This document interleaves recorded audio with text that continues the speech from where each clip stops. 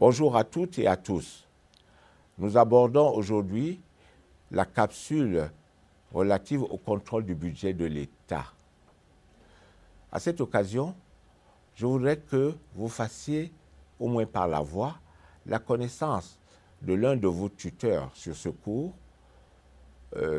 pour une partie d'entre vous, qui est M. Aubin Zaou, qui est mon assistant à la faculté de droit de l'Université Jean Moulin Lyon 3. Nous allons opérer de façon interactive sous forme de questions auxquelles je vais tenter de répondre. Je tiens à indiquer que la brièveté de cette capsule tient au fait que l'exécution pratique du contrôle vous sera développée dans la capsule faite par un fonctionnaire parlementaire sur le contrôle du budget de l'État. Bonjour, il s'agit de M. Aubin Zaou. Bonjour Aubin. Bonjour à toutes et à tous. Bonjour professeur. La première question qui se pose est sans doute de situer l'importance qu'a pour le Parlement le budget de l'État. Cette importance est très grande. Elle tient certainement à la place qu'a historiquement occupée depuis le XIIIe siècle l'institution du Parlement au Royaume-Uni, la place qu'a occupé celui-ci dans le consentement des citoyens à l'impôt. Le contrôle de l'État va ainsi mettre surtout en avant un certain nombre de particularismes relatifs à l'initiative de la loi de finances, à sa discussion et à son adoption. Examinons d'abord le premier point, le particularisme de l'initiative.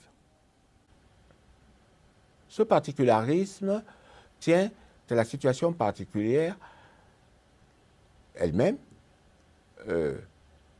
liée au fait que l'initiative est ici exclusivement gouvernementale. Ce qui fait d'ailleurs que la procédure budgétaire relève d'une procédure législative spéciale, avec donc ici un ensemble de contraintes, tant sur les délais que sur la procédure, qui accompagnent la discussion et le vote du budget, à l'occasion desquels s'exerce le contrôle. Je voudrais dire qu'ici, s'agissant d'ailleurs des trois phases dans lesquelles est introduit le budget auprès du Parlement, dans le cadre d'une loi de finances initiale, d'une loi de finances rectificative et d'une loi de règlement, le contrôle qui sera opéré apparaît purement formel, car le projet étant d'initiative gouvernementale, celui-ci tente de faire respecter au maximum ses priorités, appuyé à cela par sa majorité, et sans doute de plus en plus dans certains pays francophones tels que la France, par des contraintes extérieures d'autres acteurs. Ces trois initiatives sont distinctes dans la procédure législative. Et la question qui se pose est de savoir comment s'exerce le contrôle du Parlement. Ce contrôle s'exerce de manière diversifiée, en ce sens qu'il n'est pas nécessairement partout dans les pays francophones le même. Et il tend à se complexifier dans certains, tels que la France, où depuis la réforme constitutionnelle de 1996, à la loi de finances s'est ajoutée une loi de financement de la sécurité sociale, laquelle, évidemment, le Parlement a également son mot à dire et exerce son contrôle. Mais dans les autres pays francophones, notamment africains, la situation reste relativement classique. S'agissant d'abord, par exemple, de la loi de finances initiale, on sait que le but de celle-ci, les constitutions le disent parfois, est de régler le budget annuel de l'État, de régler, selon la formule générale, le budget de la nation. Il s'agit donc ici de faire en sorte que les dépenses et les recettes se correspondent afin de permettre, et c'est à cela que consiste déjà le contrôle, Parlement, de voter le budget en équilibre. Qu'en est-il des deux autres lois? La loi de finances rectificative, encore appelée collectif budgétaire, est un texte de rectification. Alors que la loi de finances initiale, le projet est déposé avant au mois d'octobre généralement, avant l'exercice budgétaire, ici le contrôle va intervenir en plein exercice budgétaire. Et il s'agit surtout de vérifier qu'il n'y a pas de dépassement dans les sommes avancées et de faire en sorte que ces dépassements puissent être corrigés. Ils ne le seront pas toujours. Et c'est pour cela qu'une loi de règlement va intervenir en fin d'exercice, en fin de parcours, pour vérifier véritablement ici. Et c'est à cela qu'il y a un contrôle de l'exécution par le gouvernement de son budget, afin de vérifier que le budget correspond à la situation réelle et que les dépenses et les recettes correspondent et que l'exercice budgétaire est un exercice tout à fait régulier. Et c'est là où véritablement une partie du Parlement peut n'être pas d'accord et où le contrôle technique du Parlement peut vite devenir un contrôle politique devant les difficultés, soit au sein de sa majorité, soit avec l'opposition. Qu'en-est-il de la loi? Comme je viens de le dire, la loi de règlement a pour but de corriger en fin de parcours les dépassements, les dysfonctionnements constatés. Elle vise à permettre un regard définitif sur le budget annuel de l'État et de faire en sorte que celui-ci corresponde à la situation réelle de l'exercice budgétaire. Deux questions se posent ici.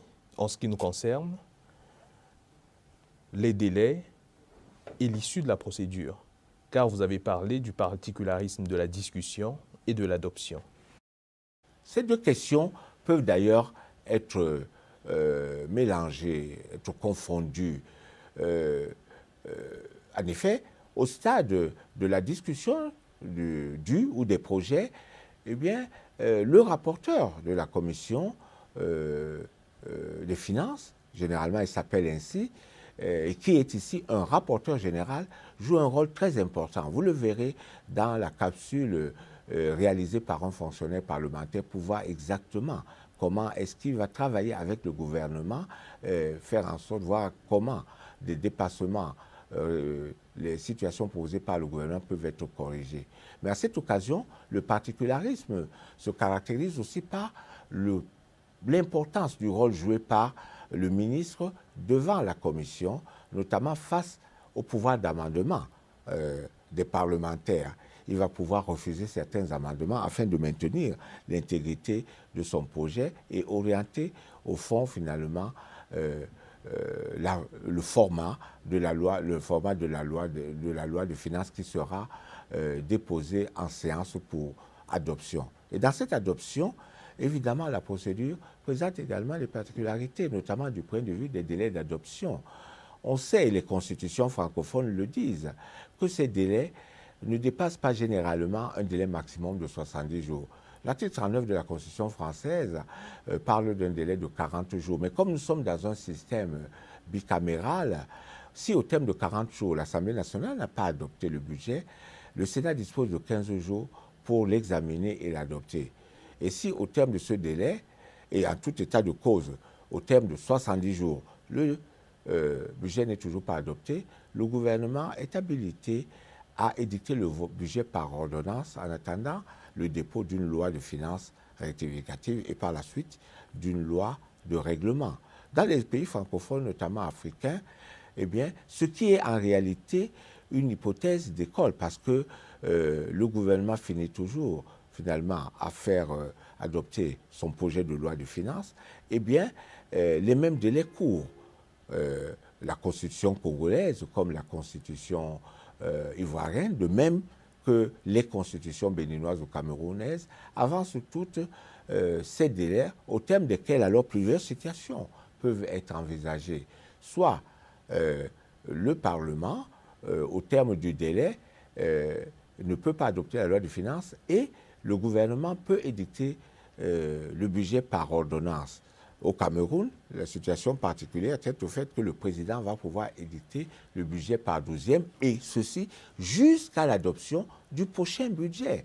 ce qui est une forme exclusive. Et le cas particulier du Bénin, qui combine un peu l'ensemble des systèmes en étant tout à la fois un système dans lequel, à la fois, le budget doit être adopté au terme d'un délai, sinon il est édicté par ordonnance, et lequel il est exécuté aussi par 12e. Est-ce que d'autres autorités interviennent et est-ce que cela influence le contrôle? Oui, bien entendu, et pas partout. C'est exactement actuellement la situation de la France. Elle ne correspond pas véritablement à la situation des autres pays francophones africains. En effet, les contraintes européennes, et notamment le traité de 2012 sur la stabilité monétaire qui a imposé un seuil maximal pour les dépenses de l'État qui ne doivent pas dépasser les 3%, ce qui n'est pas respecté jusqu'à présent du moins, oblige un peu le gouvernement à faire prévaloir ses orientations, de telle sorte que il apparaît généralement que le budget est en déséquilibre. Et c'est là où, véritablement, le contrôle technique du Parlement se combine avec le contrôle politique. Si, au sein de sa majorité, des difficultés apparaissent pour l'adoption d'un tel budget, et si, a fortiori, ces difficultés sont partagées par l'opposition, eh bien, comme on le sait, le contrôle politique va intervenir en ce sens que le gouvernement va engager sa responsabilité sur le texte de la loi de finances et obliger ainsi l'opposition ou une fraction de sa majorité qui est réfractaire à déposer une motion de censure. Et ça, on ne l'a jamais vu. Et par conséquent, si jamais cela devait arriver, il est à peu près certain, tout au moins pour la majorité, qu'elle resserrerait autant autour de son gouvernement et que la loi de finances serait votée. En réalité, ce que montrent ces exemples, qu'on ne voit pas encore en ce qui concerne les contraintes externes pour les pays africains, mais on pourrait imaginer demain que l'Union africaine, en allant vers plus d'intégration, intègre également ces contraintes budgétaires et fasse en sorte que les pays doivent respecter un certain nombre de considérations que le gouvernement s'empresse d'introduire dans son budget et que le Parlement ne peut pas véritablement modifier, font que le contrôle du budget de l'État reste cependant, bien qu'étant l'un des contrôles les plus importants, sur l'un des actes les plus importants de la République, reste un contrôle très formel, très relatif, en raison du poids du gouvernement dans l'affaire. Je vous remercie.